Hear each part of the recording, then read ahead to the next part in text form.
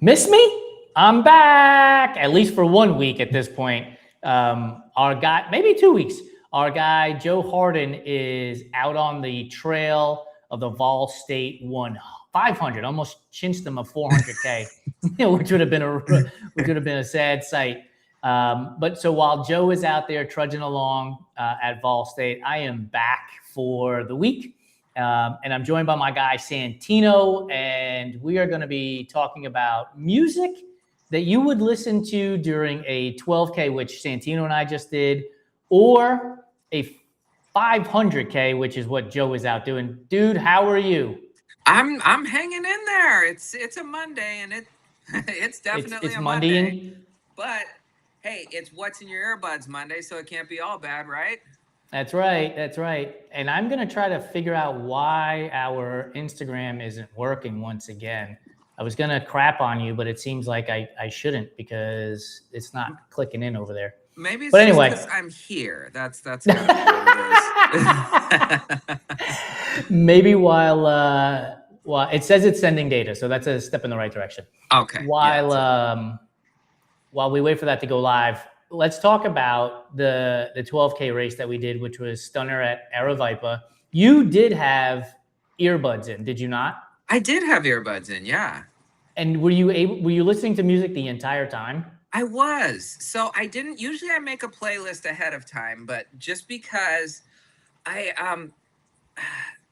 well, okay. I had registered same day, and I have a weird thing about I'm not going to make my playlist until I'm registered. Okay. So just didn't have time. I wasn't going to sit there, in the 20 minutes beforehand. So it's like, okay, let me just play what I've been listening to training because I'm treating this like a training run anyway. But it was overall a good mix that I had. Definitely kind of got me through. Not that there was any, real rough patches. A 12K goes by fast enough that even when even when you're feeling it, it's like, okay, I'm only gonna be feeling it for what? I mean, a couple more minutes. But For but an yeah, no, the hour and music 20. the music worked out really well for me. That's cool. What was in the playlist that you chimed in with? Well, I had I've been listening to the new Primus EP pretty much daily since it came out. Joe and we talk about that weekly, but that's getting heavy rotation this training block. So gave that a listen. Had a little Santa Gold in there. I believe at one point even a little Tool popped up for our guy Joe. Um, Trying to think. Oh, and then for whatever reason, Apple Music just took me on kind of an '80s adventure. So I got a little. Oh, What's like hip hop? Dramarama, something like that. Um, who else? Me first. Um, but yeah, just kind of some '80s pop, whatever. Which that's kind of nice out on the trail.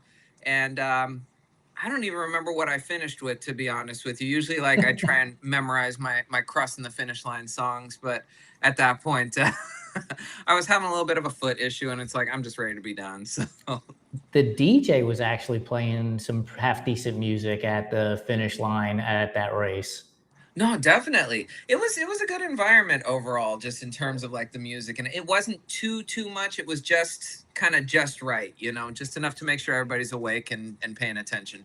I don't know what's happening here with our stream over on Instagram. It's not allowing me to go live, unfortunately. So we will still be having this conversation. At least it's on Facebook at this moment. Um, what do you like? We've been engaged with Joe Yeah. over the course of the last 2.5, 3 days. He has not mentioned what he's listening to music wise. I would imagine he's listening to some stuff, right? Or is it too dangerous for him to be on the road running? I mean, yeah, there's got to be because it seems like there's going to be stretches where you're just kind of out there by yourself, and that might be the time you don't want to be listening to music because you got to be a little bit more heads up. But there's got to be times where I don't think I'd even want to attempt such a thing without Yeah. without having some sort of a distraction from time to time.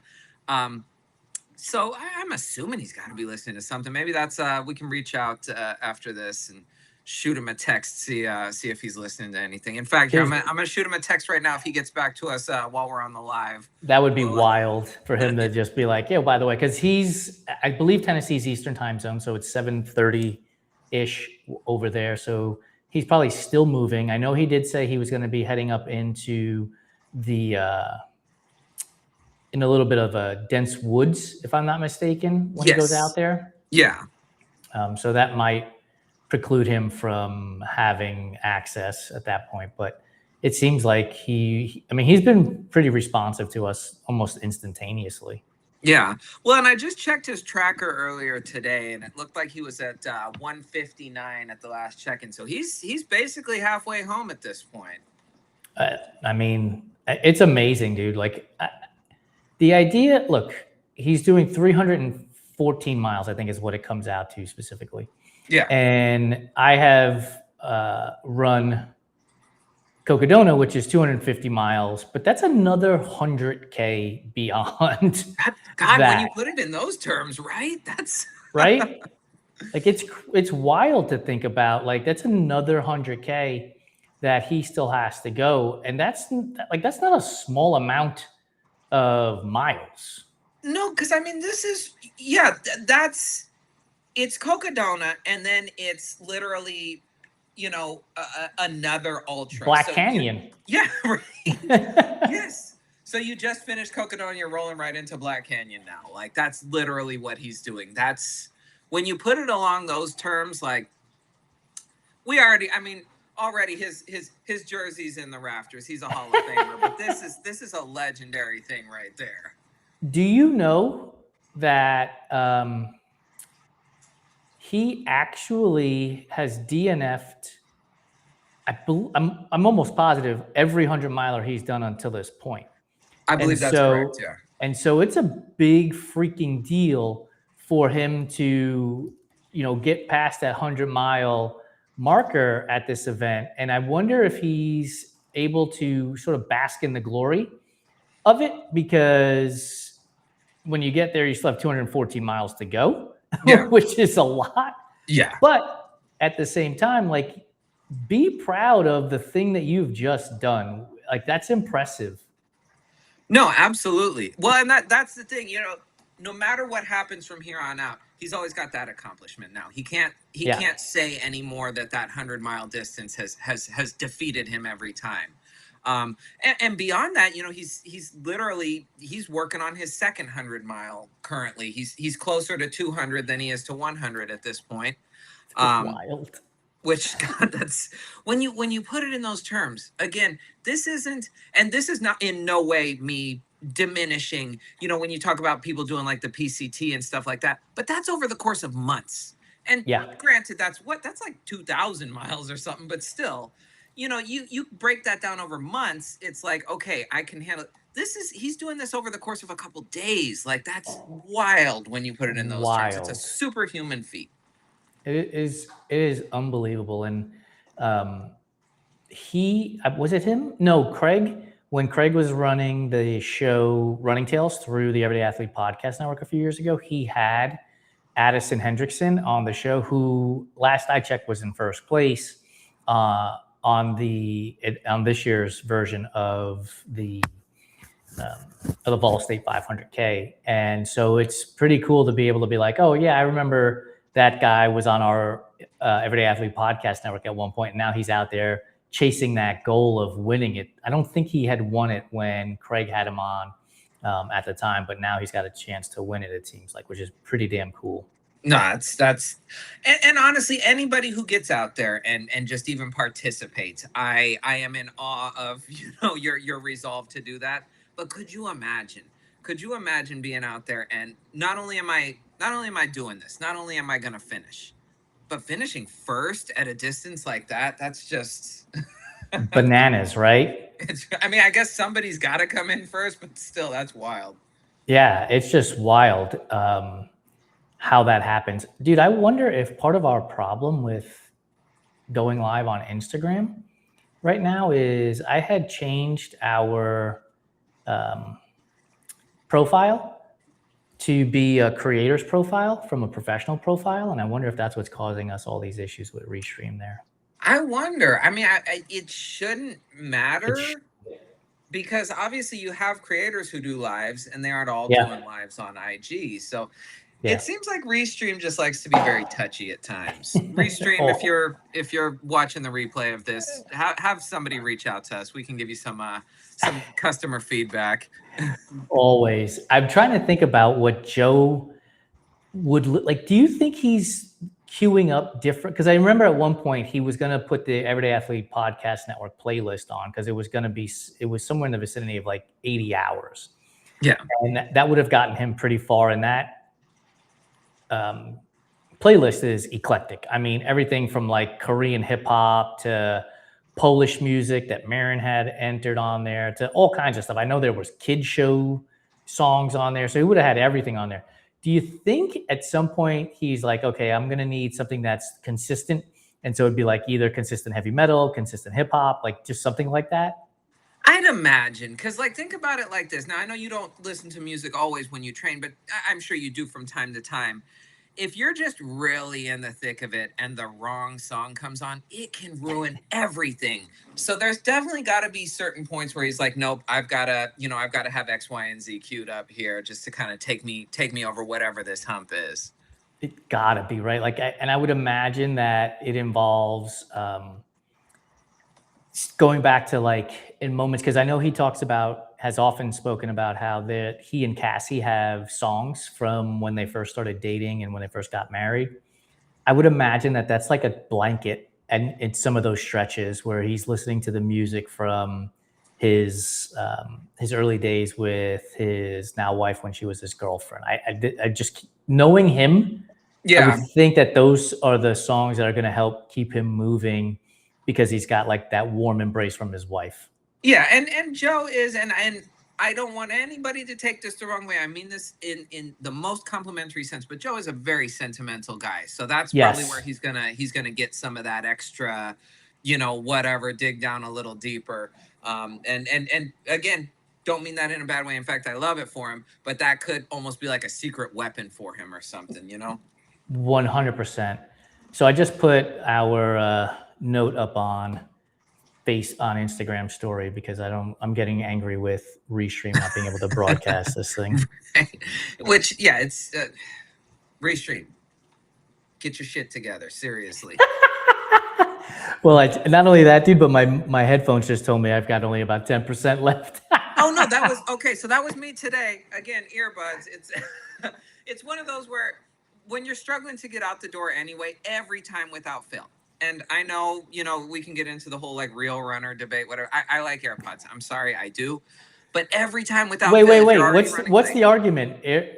Apparently, like real runners don't use AirPods. You got to have shocks or whatever. And it's good for you. I got nothing bad to say about shocks. I just prefer AirPods. So that might be the wildest thing I have ever heard, dude. Oh, seriously? Yeah, but you know how it goes. You're out in these social media streets with some of these. It's wild sometimes. It's wild. It's what was the guy today? Something about marathon runners get cortisol or something. And it's like, do y'all just have a dartboard with like all the buzzwords and throw whatever, and this is what you're going to complain about today? Like, but what do you think the prompt on ChatGPT is? It's got to be something like, "Hey, Chat, give me something that's just going to make people's heads explode." Right. Because that has to be. It's got to just be like trolling for the sake of trolling at this point. This is because it's Threads. It's not a monetized platform, but like you're just throwing this engagement bait out here, huh? This is what you want to do with your time. So hopefully for their sake, they really are having like chat come up with this. Because like if you're just sitting around thinking these things up, like, oh boy, you got to find yourself a new hobby, buddy. Yeah, seriously, you really, really do. Like, there's got to be something else out there that you're not doing that you should be doing. Yeah, absolutely. Otherwise, you're like, I don't get it, man. Like the idea that you just want to piss people off. Like, I will say this: I posted about what do you think is an everyday athlete earlier today on Threads. Yeah, and somebody posted, and their description they said real athlete, and it was tied to compensation. And I went for a walk today to go to the mailbox to drop off stuff for the Everyday Athlete Clubhouse new members. And I thought about this and I'm like, compensation, I don't know is the guiding force that I would use to what makes an everyday athlete. And he, also not even real. He used the term. I think it was a he. They. Let me rephrase just in case.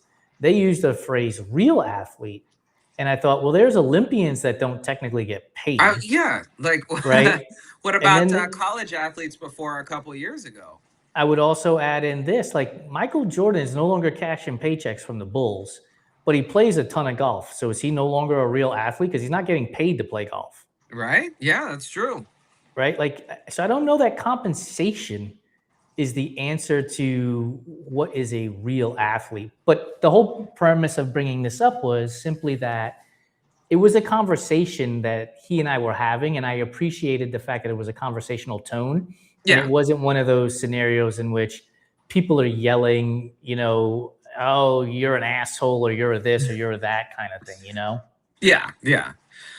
No, and that's definitely one of those things. Okay, we could really get into the semantics of it, and you could say a pro athlete, and for sure, yeah, I could see that argument. Um, but then, by that logic, say for example, the other day, and I still I take the ownership of the everyday athlete title, but it was something that I struggled with up until very recently. But like, I ran stunner in singlet that I was given for free that would have cost me 80 something dollars if I would have bought it. So Right. does that make me a real athlete now because I technically got compensated for, in merchandise? I don't that's a whole other can of worms right there for sure. Yeah, that's a great point, right? Like that is an absolute great point in that by the IRS's definition, you are a paid athlete. Yeah. Yeah, exactly. You were absolutely a paid athlete in that moment because you took money for you took product in Yeah. in lieu of money. So you were technically a paid athlete at that moment. Yeah. I Which could I mean, okay, hey, I'll take it. Anything to anything to pat my own self on the back. Okay, Joe just got back to us, by the way. Approaching 200 miles. nice. Nice. Nice. Did He didn't he he didn't answer my question about what he's listening to though. That's be like, did you see the second part of the question? This is like talking to some clients sometimes, dude. Like, I asked you a question. Why are you not answering this question? Between Restream and Mark Zuckerberg, like I don't understand. Like, it keeps popping back and forth between unable to connect and sending data. So I don't see us going live on Instagram anytime soon. But going back to the idea of yelling at each other on the internet and stuff like that, it is remarkable, dude, that over the course of 6 years, that we have had almost nearly zero "go fuck yourself" comments back to what we do here. Like that, you know how rare that is. No, that's true. That is true. Well, and I think it's one of those things where honestly, you don't need to feed the trolls. That's Yeah. kind of one of the fundamental rules of internet discourse. But beyond that, we do have such a inclusive community Yeah. where I think if we tried to, just make sure that everybody's moving in the same direction at the same pace, same goals, whatever this and that, eventually you're gonna get, more of that pushback. And probably most people will leave, but then you'd have, some real stubborn people digging their heels in and hey, wait a second, you guys suck and this and that and blah blah blah. And not saying it's right, but it's like I could get where that would come from in a situation like that. So I do think just overall kind of fostering this sense of community where we cast a very wide net, which that sounds ominous, and I don't mean it like that. We have a big table. That sounds better. Yeah. Yeah. We have a big table, and there's room for everyone. And So, go ahead. oh no, well no, I was just gonna say. So because of that, I don't think that you're getting that frustration. Like, yeah, you'll get dumbasses who want to come through and troll from time to time, but it's not nobody's paying attention to them, because we're Yeah. here, we're doing our thing. You hit block, and you move on. That's the way I look at it. That's it, dude. Like, um, we're not for everybody and everybody's not for us. And that's Yeah. fine. That's just the way life works. Right. And so sometimes you just have to hit that block button, as you mentioned, and move on. Yeah. I mean, we did have one person who made a statement and got into it with me, and I blocked them there, and they sent a DM on Instagram, and they were like, "You might as well block me here too." And I was like, "Cool, block." Like, Have it your way, buddy. and I'm a big Burger King fan, so that was easy. Man. Um, Yeah. like if you asked for, you got what you asked for, I guess, in the grand scheme of things, right? So, Absolutely. but it is wild, and here's what's wild too, man. Like, we've had various marketing partners throughout the 6 years, and even with that, because people get defensive about the brands that they love, Yeah. but they have yet to just come out and yell like, that brand sucks, why are you doing business with them? And I'm not, look, we do our due diligence to work with partners that are going to be contributing to the community as opposed to renting the community on their behalf, right? Yes. And so, like, it's wild that even in those scenarios, there have been very few moments where people have yelled.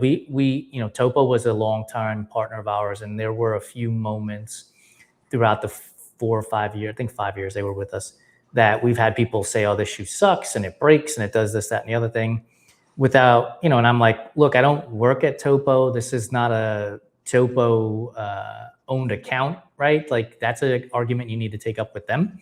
Um, but even then, dude, we don't get people yelling at us for being dipshits for working with certain marketing partners. Well, and I do think value alignment is a huge part of it. I think that's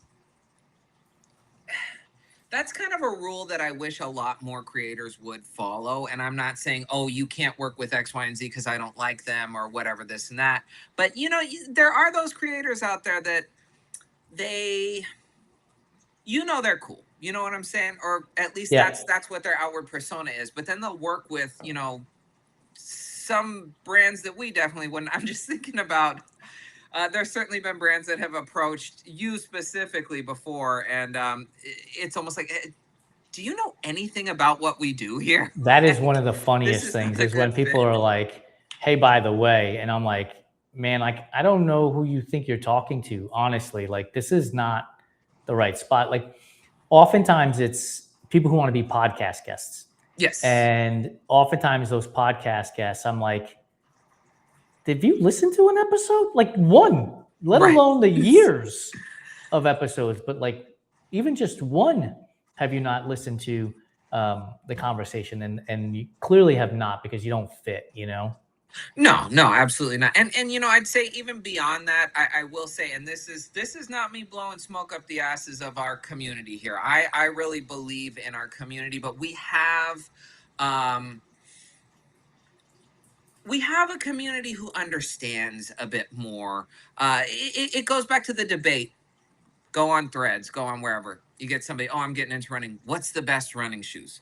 Yeah. Well, the best running shoes are the best shoes for you. So Yep. I think that's the thing right there. I know personally there are members of the community who I get along with really well who absolutely hate Nike, which I wear all the time. And Nike, if anyone from Nike is listening, y'all are fucking up right now. I got to be honest, but that's a topic for a different debate.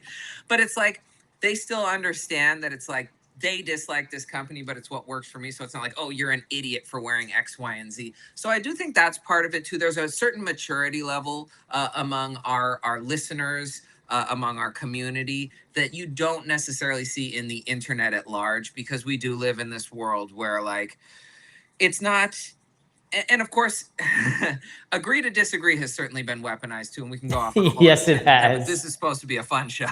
It's not agree to disagree, but there is some level of these people that if I don't like a thing, anybody who likes it is stupid and this and that and what. Yeah. Okay, perfect example. Now we're going to go off on a tangent about food. You're a food guy and you're from New York, so you know how it goes.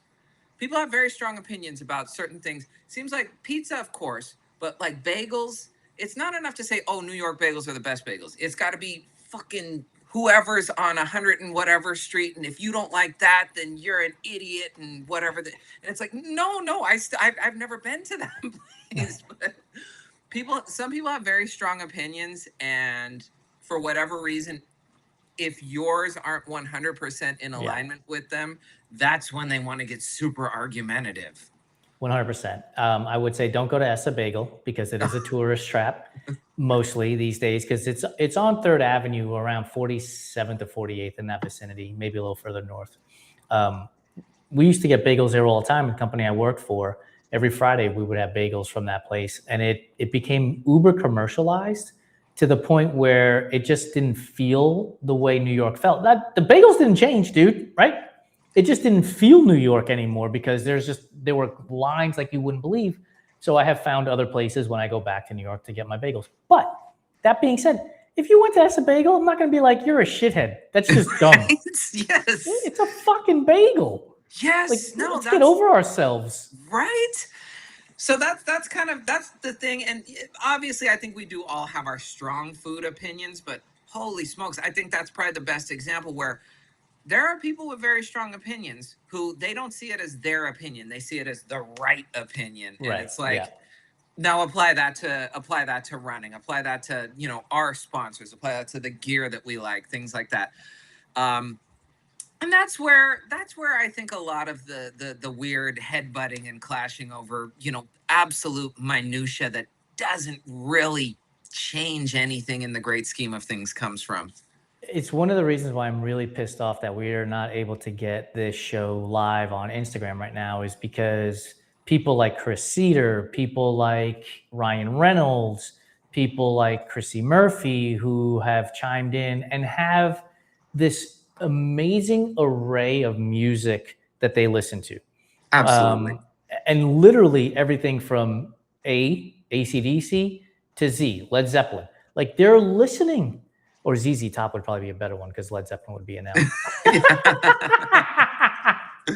But they're listening to all of that stuff and everything in between. And the thing that I have missed over the last handful of weeks with not being on the show is they know their music, right? And they love their music and they present their music. And like, for me, who is not as big of a music aficionado, to say, no, hip hop is the only thing you can listen to. Hip hop is the only type of music. And it has to be only from New York City. It can't be from Oakland, and it can't be from Atlanta, and it can't be from Houston, and it can't be from Detroit, and it can't be from wherever. Like, that's crazy to me. Oh, 1,000,000%. Why would you take this massive world and shrink it down to a pin dot? Absolutely. And really, and obviously, I'm a music guy myself. I try not to really have anything that it's like I won't listen to, whatever. Obviously, there's certain artists, things like that, that I'm not a fan of. But in terms of genres, you got to be able to expand your horizons here. And now take that from music and apply that to life. You know what I'm saying? Think of all the fun you're missing out on, in your own little enclave, just thinking, oh, I've got the best around and I don't need whatever else, and anything that I don't like is terrible, whatever. So, it is, it's a little frustrating that we don't have the audience chiming in today, because those contributions oftentimes end up, leading to really great discoveries. 100%. I know, like, there's been so much music that Ryan Reynolds has contributed to this show over the years, and everybody, Chrissy, Derek, you, Joe, like, I will say this, like, when people say something, I would say 6, 7 out of 10 times I've never heard the music or the artist or anybody. And Joe's like, he takes a moment and he goes, oh yeah. And my first thought is, you're full of shit, dude. Like, you don't know who that is. and then he says something and that proves that he knows it, right? And it always amazes me the amount of knowledge that you guys have when it comes to not just genre, but then artist, and then song, and then year, and then moment it hit you. Like, that is wild to me, dude. Like, that is unbelievably wild to me. Well, it's so strongly connected to so many different memories, So you do think about music in terms of like snapshots of your own life. You know, again, growing up in a place like New York City, I'm sure you were just, you know, completely surrounded by so many different cultures and this and that and whatever, where it's literally you're walking down the street and you're hearing music playing from people's cars, from people's Yeah. windows, whatever it is. And you get a little snippet of something, and it might not have been something you would have ever listened to before, but it's stuck in your head. Then you get home and you got to look it up. And we didn't have the internet in those days, but you know, maybe you're at the wherever the what was it, Tower? I think Tower was a West Tower Coast thing. Records was a You big had one. Tower Yeah. out there too. Okay, you're at Tower and you're talking to, you know, one of the people, and it's like, hey, I heard, you know, whatever, help me out here. And maybe they know it, maybe they don't, but it's like, oh shit, this is so cool, I'm discovering, you know, whatever. And I think that's a big part of it, at least for me. You just kind of maintain this almost like Rolodex in the back of your head. It's not even necessarily, oh, this artist is so great, whatever, this and that, but it's like, oh, I came across this at X, Y, and Z time. And, you know, it's just kind of stamped in that moment in the back of my brain. Yeah, it's amazing. Like, actually, as you were talking about Tower Records, visually in my mind, the what I thought of was, in today's society, right? We think about um, influencers, Yes. millions of followers down to thousands of followers, and everything in between. And we tend to gravitate towards, oh, this influencer who has 50,000 followers, whatever. And so I thought of that in the context of a record store, right? Where, sure, Marvin Gaye is going to be up front, or Luther Vandross, and obviously I'm dating myself, Michael Jackson back then would be up in the front. But then if you scroll through the catalog of albums that they had and you go somewhere deep, you're going to find somebody that is producing very good music you just don't know much about. And so take the chance and listen to it. And I like, is social media our world of the record store now? You know, I could see it. I could totally see it, definitely. Because Right? it's okay. Think about it. Think about it along these lines. I don't know if it was the same for you, but like in high school or whatever, say it's Friday, you get out of school. It's like, I'm not going home, whatever, this and that. I'm gonna go hang out with my, you know, fellow little reprobates and whatever. At some point you end up at, in the Bay Area, we had Amoeba, we had Rasputin, we had whatever, you know, kind of the indie record stores. Okay. And it's like, okay, I'm gonna grab, you know, whoever on CD or whatever, this and that. Like you said, you walk in, they got it up front, you grab it. You're not, Yeah. you didn't just go just to get this one thing. So it's like, okay, let's hang out, let's, you know, walk around, explore, whatever. And you start kind of flipping through back catalogs, and then you go to like the import section, whatever, this and that. Before you know it, you've grabbed 4 or 5 albums. And it's like, okay, not only am I set for music for the weekend, I'm set for music for the next little bit here.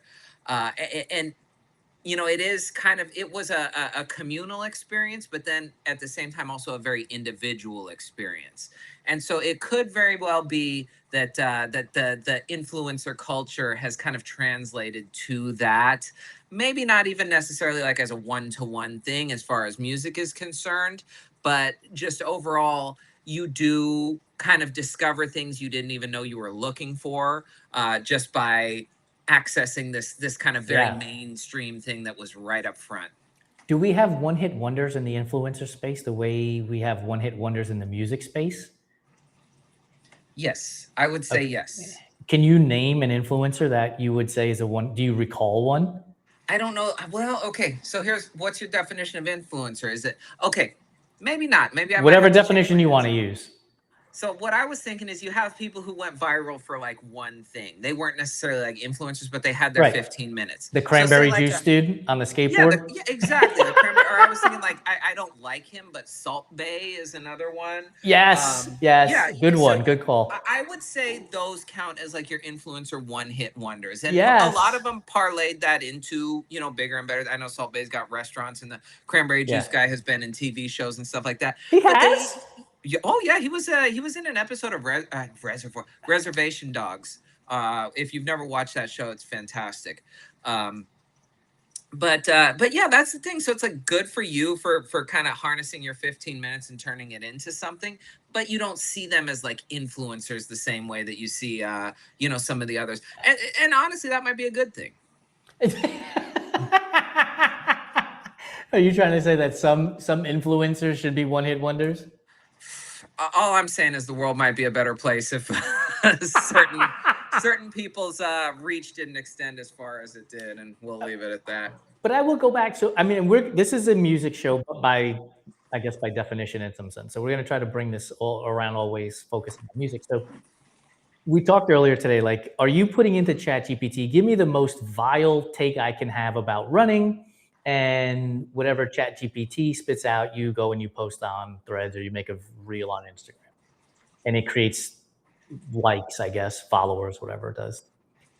Do you think artists that are making music do that as well? So, like, do you like Drake and Kendrick Lamar, right? Yeah. I like that is a beef, and I don't think, I could be wrong, that it was, I'm gonna just start this with this guy over this music. I think there was an actual dislike, right? Yes. Yeah. That created this scenario that we have today, and they're not the first two artists that have a beef that we've seen. And so, like, is there a moment, do you think, where it's contrived? Does Miley Cyrus go into ChatGPT and like create lyrics to shout at Pink? I have no. I'm making it all up. Well, you make a good point. I'm sure it's probably happened because I'm sure there's probably like a thing. A lot of it is, and you've heard me go off on this rant before. I don't know how public I've gone with it, but I get incredibly frustrated with the fact that like all of life is wrestling these days. Everything is kind of done for the reaction of the crowd, you know. So I'm sure with the control that a lot of record labels have over the industry right now, there probably is sort of like a, hey, why don't you two guys kind of get into it a little bit, and this'll boost sales for both of you or something. I'm sure of it. I'm sure of it. Yeah. So I'm going to turn that back around to the influencer space then. Do you think that there are influencers out there that are collaborating that are, I'm going to take this approach, I don't give a shit. Like, you and I could do this, dude. You wear Nikes, I don't. Yeah. I don't care that you wear Nikes, right? That's on you to make that decision. And we actually talked about this on the way to the bus at Stunner on Saturday. Like, I won't buy Nikes, even though I loved the Wild Horse trail shoe. For various reasons, I won't buy Nikes. You're buying Nikes, but you and I aren't wrestling over it. Yeah, yeah. But we could conceivably just start right now and be like, dude, just keep leaning into Nike, and I'll just keep railing against Nike to draw attention. Right? That's easy. Yeah. We could do that. Yeah. Do you? This is my naivete. Clearly, do you think that there are influencers out there that are like, look, I'm going to take this stance, and you take the other one, and we could drive likes and follows and engagement? There's got to be. And that's the thing. I'm not as in the trenches as some of the younger people. Now I sound very old, the young people shaking my fist at the clouds. But like, I'm sure like the people who kind of know, that are in the know about like influencers and whatever, there's got to be some level of theatrics to some of these influencer feuds for sure. Yeah. Oh, that would be so wild. Like, what's an influencer feud? Do you know of any? I don't know of any major ones. There's actually a guy I follow from, I think he's from New Jersey. I don't know. He's kind of a video essayist, but he just kind of makes comments about, you know, popular things. Like he had one about all the weird, like dirty sodas that are taking over everywhere. And he had one about like crumble cookies and whatever.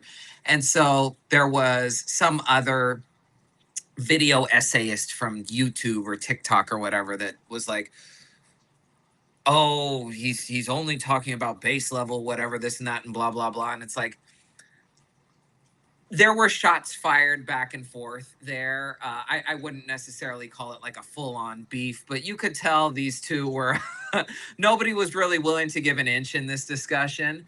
And it's, again, I'm probably a little too old. I'm not the target audience for you know, influencers butting heads. So I don't think I was getting out of it what a lot of the audience was. But if nothing else, I learned of the existence of this other person just through watching this one.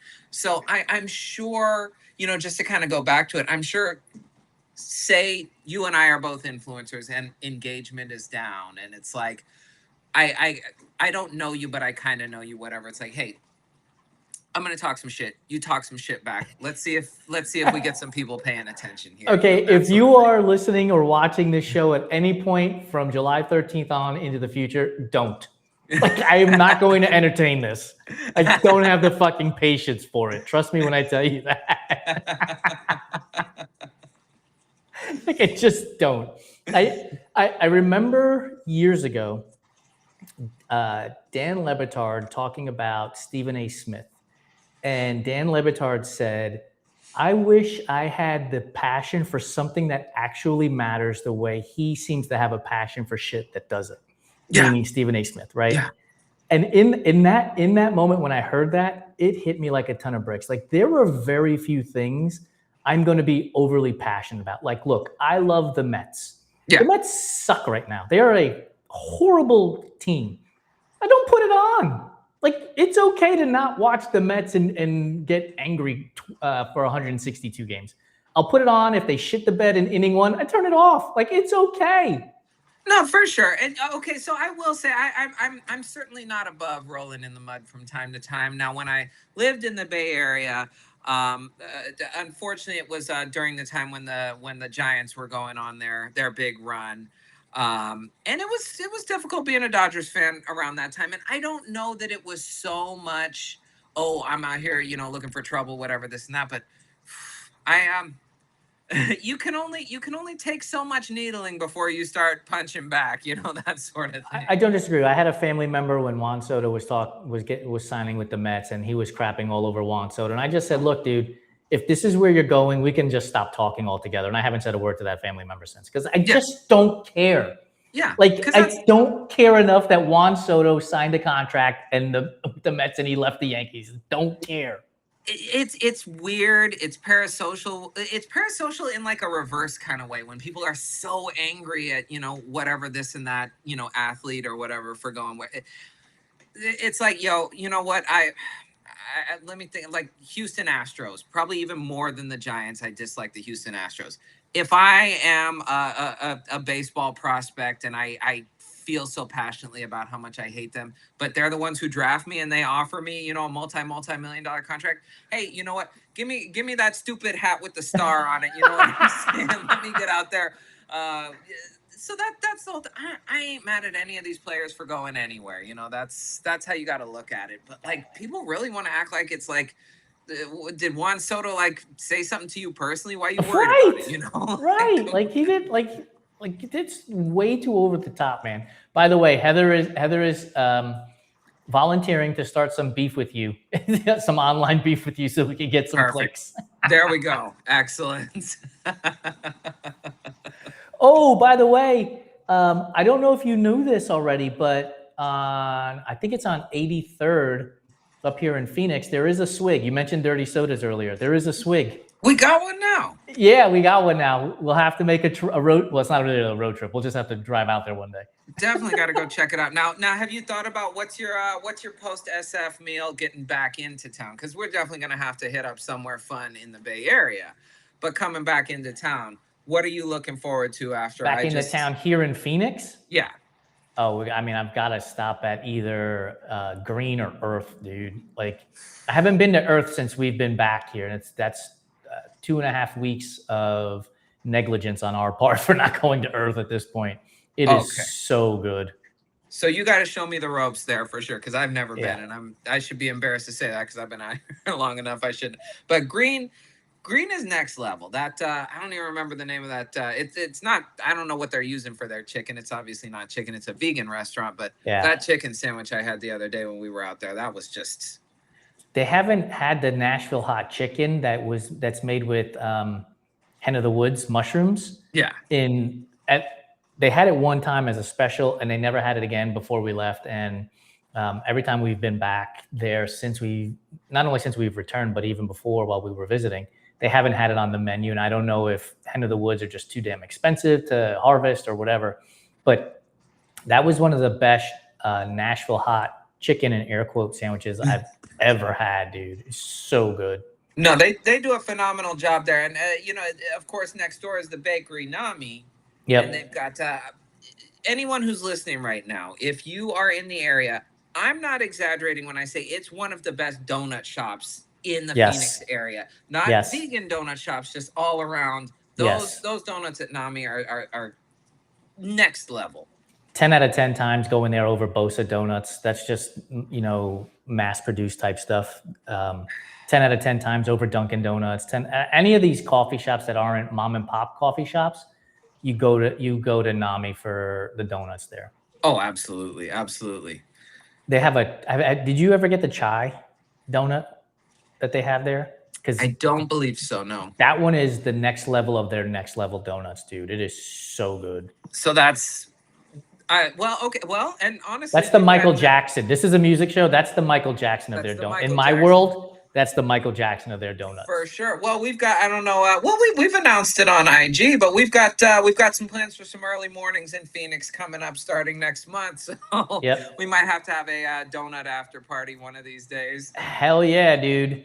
For those of you who are listening, if you're in the Phoenix area, August 5th, starting at 5:30 a.m., we are going to be doing the Everyday Athlete Run and Coffee Club starting at Songbird, which I believe is 812 3rd Avenue. Yes. Or 3rd Street.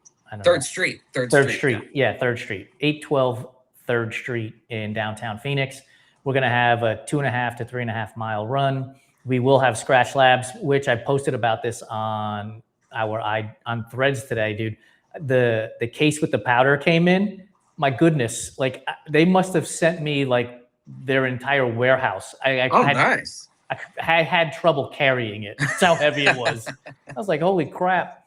But so we'll have scratch for before and after the run to help people out too. And then you're right, maybe one of those Wednesdays we'll just get in the car and drive. It's probably like 5 minutes up the road. It's just around the corner because it's 7th, so 4 blocks over. Yeah. Yep, and you're already up on Roosevelt, so you just go across 10 and you're right there. So absolutely, for sure. Absolutely. Donuts make good running recovery. Speaking of which, what else have you been using for recovery lately? That's a great call, dude. Look, first of all, I believe you got home around 12:30 at night on Saturday. And that was an odyssey. Yeah, we didn't get home. We didn't fall asleep or go to bed until like 1 a.m. that day. And the next morning, I made my coffee with Realand, which is one of our marketing partners. It's chocolate. I use the vegan variety. I think you have the whey version, right? I do have the whey version, yes. And so I just made an iced mocha with it, dude. And it just was on point because the body was needing everything at that moment, and getting a mocha in, caffeine plus the protein was like heaven sent.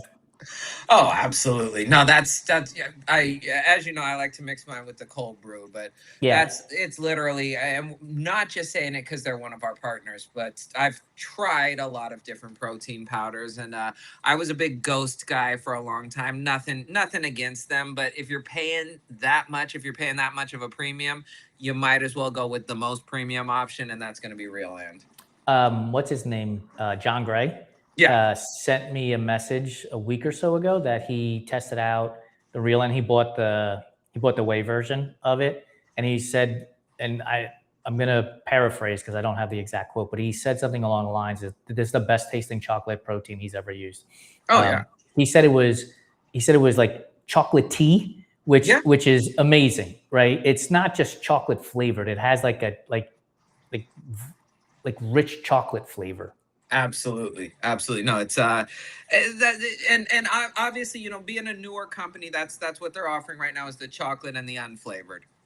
But if you're a chocolate fan, there is no better chocolate flavor protein. I'll stand by that. If you know a better one, let me know. I'll try it. I'll try them side by side on camera, so you'll know if I'm lying. But I still think Realand will be better. And then we'll start an influencer beef. There we go. Heather wants to know if you guys had gotten a vegan burrito and conchas at I'm presuming at Green or Nami.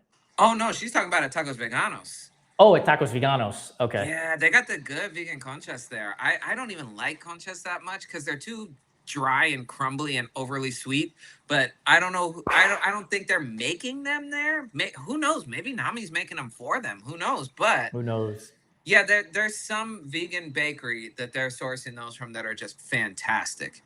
Have you ever seen I'm going to say the real, there's probably millions of them, of when somebody bites into a concha and it's like confetti because it just crumbles all over the place? No, I don't mean to disparage because obviously they're very popular. So I know it's a me thing, but it's like, what is fun about that? Just crumbs everywhere. Maybe I'm too neurotic to enjoy them. Maybe that's my problem. We need Joe to make a video with sawdust, like where he's biting into a concha and then he just drops sawdust on himself. Yeah, like I'm sure he's got I can't think of the name, whatever it's called now, the system that, sucks up the sawdust from all your machines. I'm sure he's got that in his workshop. So the next time he empties that, just film dumping all the sawdust on the ground or something. Oh, Jordan Curry, who is one of the newest members of the Everyday Athlete Clubhouse, has joined us on Facebook. And is she saying that I almost got a beef going with pineapple on pizza the other day? Oh, that's true. No, there's no beef. Whoever eats it is wrong. Like, there's no beef. I will say this. Like, I honestly really don't give a shit. Eat the pineapple on pizza, rock it, own it. It's just not for me. It's not something that I've ever gotten into because I've always thought of it this way. And maybe my mind could be changed at some point. But pineapple is acidic and tomato sauce is acidic. And like the idea of having acid on acid doesn't work well on my palate, which is why I turn it down. Like the acid on acid doesn't work for me. No, I get that. And I'm allergic to pineapple, so I can't eat it anyway. You're out. I mean, I've had it on pizza before. And okay, let this blow your mind. Okay, Heather and I were both Cuban. Pineapple. She can't have mango. Like, between the two of us, all we got is guava. That's like the only like. Are you guys sure you're Hispanic? What the fuck? Heather said that she thinks that a concha bath bomb would be so fun. Nice. Yes. Wait, why has nobody done that? Because you do have a lot of the fun like novelty bath bombs. Like, although then that would be like you trick somebody. I don't know, man. When you were a kid, did you try and get people to eat like weird things like? Scrape the cream out of an Oreo and put mayo in it or something like that. Oh, here, try this. Like, so yeah, that might lead to some lawsuits or something if you had concha bath bombs. Yeah, we don't want to kill anybody. Jordan is in agreement with me that acid on acid is a reason to not enjoy pineapple on pizza. But her friend who introduced her to the Everyday Athlete Clubhouse, Erin Landau, who has been in, I know we don't do it anymore, but the dance classes that we used to have with, and her husband Rob would join us. Erin is a big fan of pineapple on pizza. So all I said was, Erin can bring the pineapple on pizza. She just has to eat it on the other end of the table. And then when she's done, we can meet in the middle and have a conversation. For sure. No, 100%. And that's my whole thing. It's like, if you like it, great, more for you. There's certain things that I won't eat, but at the same time, again, it goes back to the whole, like, you don't have to be right about everything. That's right. Just because I don't like it doesn't mean it's not good. Heather said that you guys were having a city hot dog conversation last night. And she said that we can turn that into a beef. And I don't know if the beef was being sarcastic, like all beef hot dogs, but like, I will say this, the Chicago dog is a thing I can't get behind because of the sliced tomatoes. Like, I don't understand the sliced tomatoes on the Chicago hot dog. So I'm out just for that reason alone. I like the tomato. For me, it's the raw onions on the Chicago dog. And it's like, I will eat a Chicago dog and have them hold the onions. But then, like, there are people who are like, it's not a Chicago dog. And sorry, like, I didn't realize, we're eating this in Arizona, right? It's not from Chicago anyway. But yeah, no, the tomatoes I don't mind at all. It's the chunks of onion. And honestly, on any hot dog, and it's not even a flavor thing so much as a contrast thing with me. There's something off-putting about biting into the like crunchy onion bits with a hot dog. Yeah. Jordan says we should take the concha Epsom bath salts and turn it into an Everyday Athlete Epsom salt. Oh, there we go. Oh, that'd be perfect. Jordan, I have already 9,000 businesses in my head. I don't need another one, but thanks. No, I was just gonna say, what's one more at this point? Can't keep up. I go through notebooks left, right, and center because I can't keep up. I'll go back to a page and be like, oh, we should have done that. And it's like an idea from 3 years ago. Right.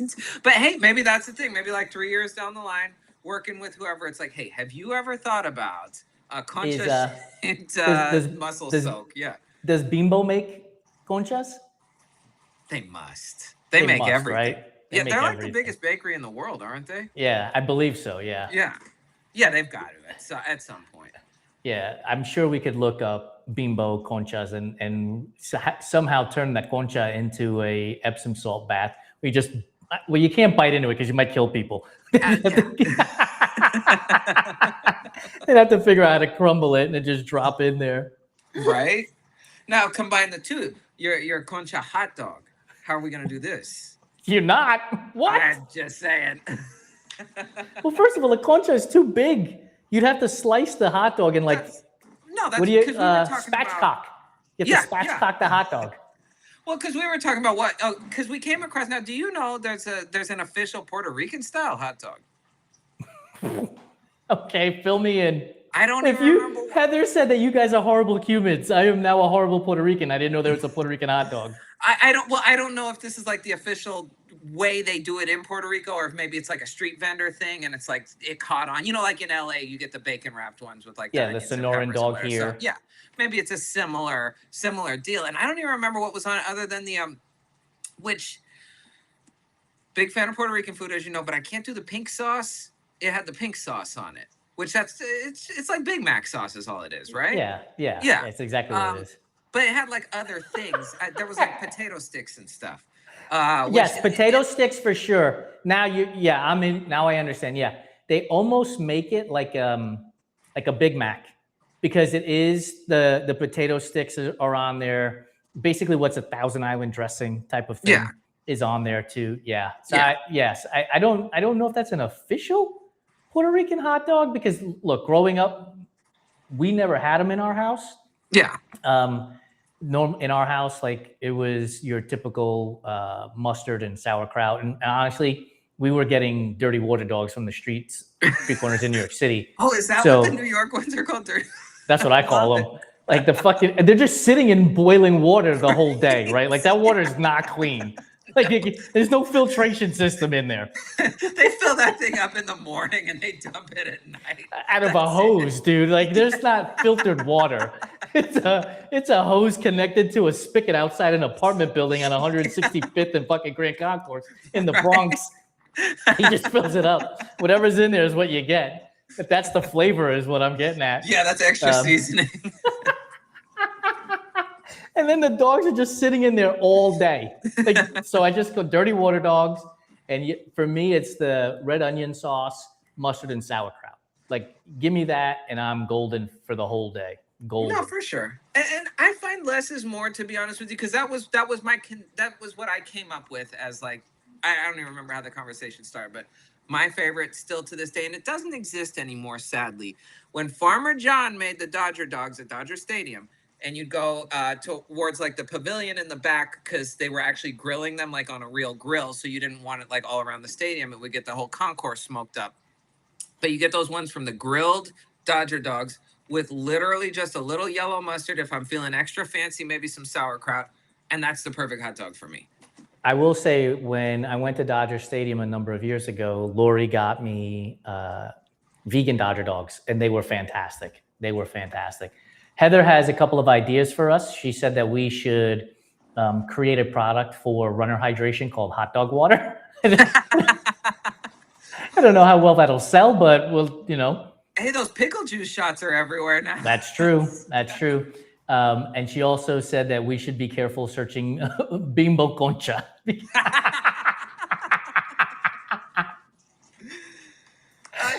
And for those not in the know, don't look that up, obviously. But that's now Heather. She's listening, so type stop if I'm not allowed to tell the story. But and she was a kid in school in Florida. So there are there's a lot of similarities. There's a lot of overlap between Cuban and Puerto Rican cultures, but there's some differences too in terms of words we use. Yes. Now, she had gotten in trouble as a little kid in school because there was a bug in the classroom. Cubans use a certain word for bug that in a lot of other Hispanic colloquialisms, it's a very dirty word. So I guess she shouted out bicho, got in trouble in class. And it was one of those, it was, hey, we're Cubans. But, Right. Yeah, she definitely got in trouble with the teacher for that one. All Spanish is not the same, folks. No. Not even close. Have you ever seen some of those reels where they'll have like a Mexican, a Colombian, a Puerto Rican, and somebody from Spain, and they'll be like, what do you call pencil, right? Lapis. Yeah. And then like the Mexican will have a different word for it, and the Colombian will have another word. Like, it's just so wild how while it's Spanish, we all have different words for different things. Oh, 1,000,000%. 1,000,000%. Now, okay, I don't know what the official like Spanish name for it is, but you know the little raw sugar loaves that you just get them and you can either like break them down and make sugar, or like as a kid you'd eat them like candy or whatever. It's like a little mini sugar loaf. Growing up in California, the name that most people call them, that's a very dirty word, so you don't say that. But to my surprise, getting outside of California, you go to Florida, you go wherever, and people are just, oh, panocha, and it's like, whoa, like, did your mom just hear you say that? Heather said that it was in kindergarten that she got sent to the principal, and Principal Hernandez was a bimbo concha. Oh, there we go.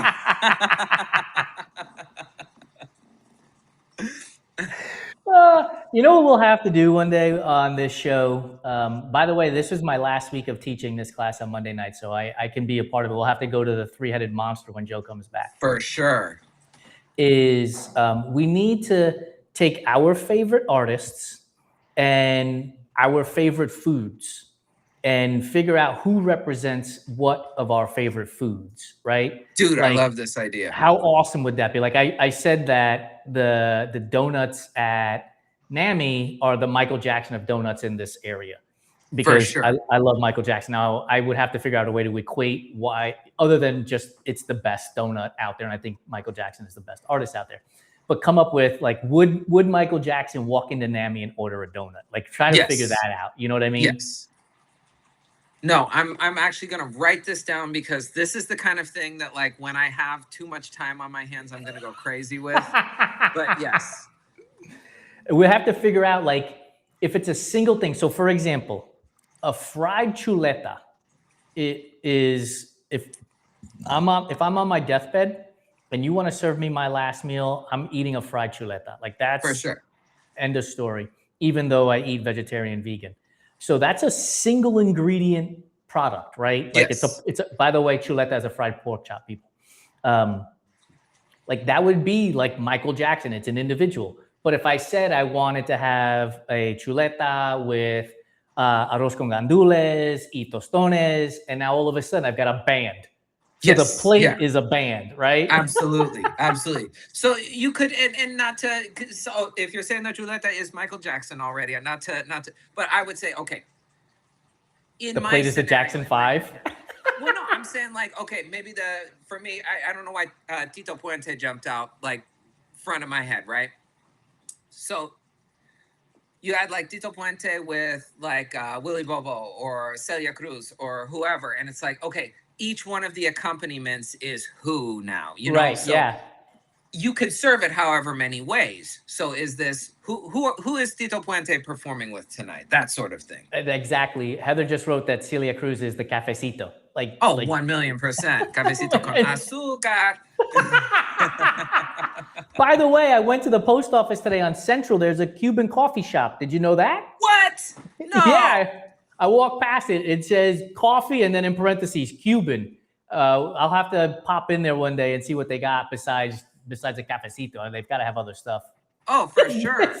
Heather wrote his Bad Bunny a PR hot dog. No, I would say like Bad Bunny is like what, like pernil or something like that, maybe, huh? The way he dances up there and he's shaking his groove thing, dude, he might be the fucking Puerto Rican hot dog.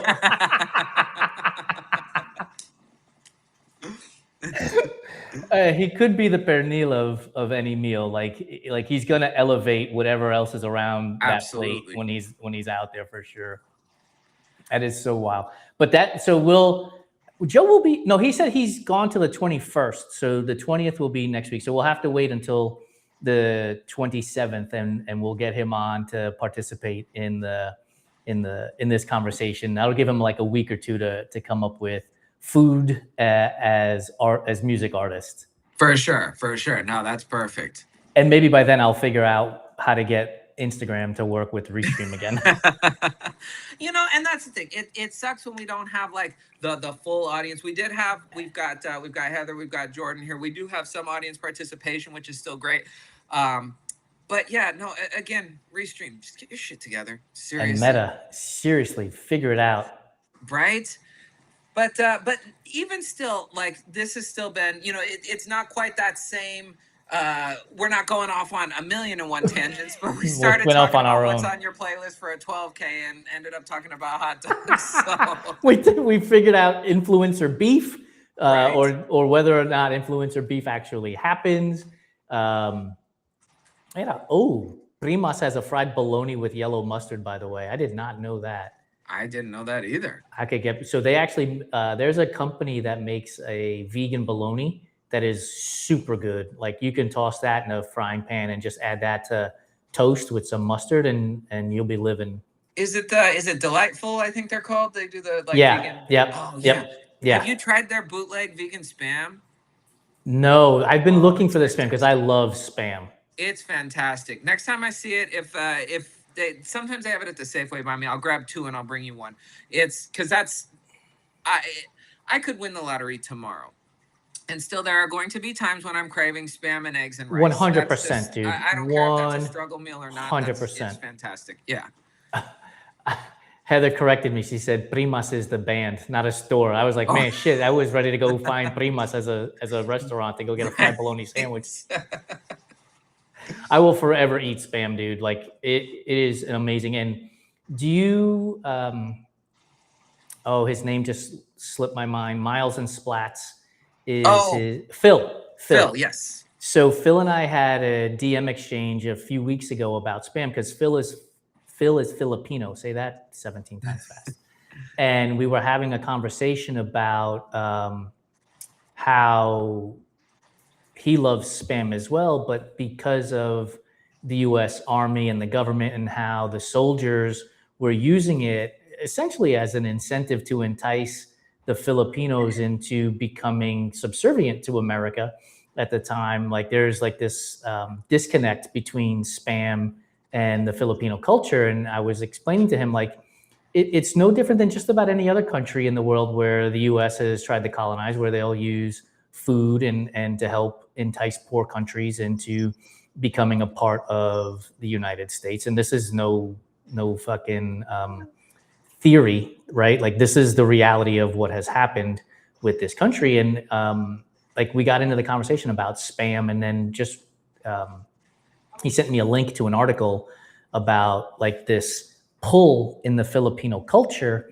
between people who love Spam and the people who are telling them, but look, this is how the Americans basically push their way into the Philippines to essentially, it's not take over, but I think you get it.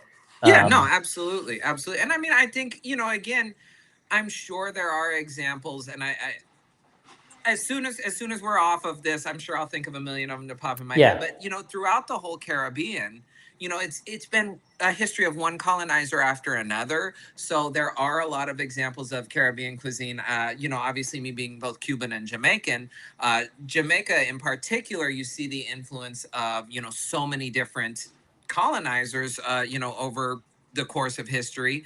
Yeah. Same thing with Cuba, same thing with Puerto Rico, whatever. And it does. When you really stop and think about it, it's like, damn, this is kind of messed up that this has become a cultural touchstone out of necessity, I suppose, at a certain point. But nevertheless, it's like, it makes you wonder, what would, the food scene in whatever given country look like? Not even necessarily, because I don't want to get into, some sort of like isolationist, whatever, but right. if certain things weren't foisted on these cultures, put it that way. 100%, no doubt about that. Hey, dude, we've been going for almost an hour and 10 minutes, which, by the way, still shocks the hell out of me because this show, when we launched it 2 or 3 years ago, was intended to be about 20 to 30 minutes. Right. It has become an hour and 15-minute show at this point, which is wild to think about. And I love the fact that none of it ever stays on topic. It was, no. What song are you listening to during a 12K, and what songs do you listen to during a 500K? Down to the colonization of the Philippines, Cuba, Jamaica, and Puerto Rico, for that matter. We still didn't get. Joe had texted back again, so I'm going to get back to him in a second here. But we still didn't get his playlist, so maybe that'll be next time. We'll go over what's keeping him going during his 50K or 500K. 500K. We keep 10x that. Changing him. For those of you who have hung around with Santino and I and listened to me bring Heather and Jordan into the conversation, we appreciate you. Do us a favor, subscribe, rate, review the Everyday Athlete Podcast Network on your favorite podcast platform, and make sure you check us out on YouTube so you could see our faces as we laugh throughout the entire show. We'll be back next week. I guess when we produce it, it'll be July 27th. But we'll be back next week, and we'll be touting the finish at that point, or pretty damn close to the finish at that point, of Joe at Vol State 500. Dude, thank you so much for joining me tonight. Of course, thank you. This has been awesome as always. We'll see you, brother. Later.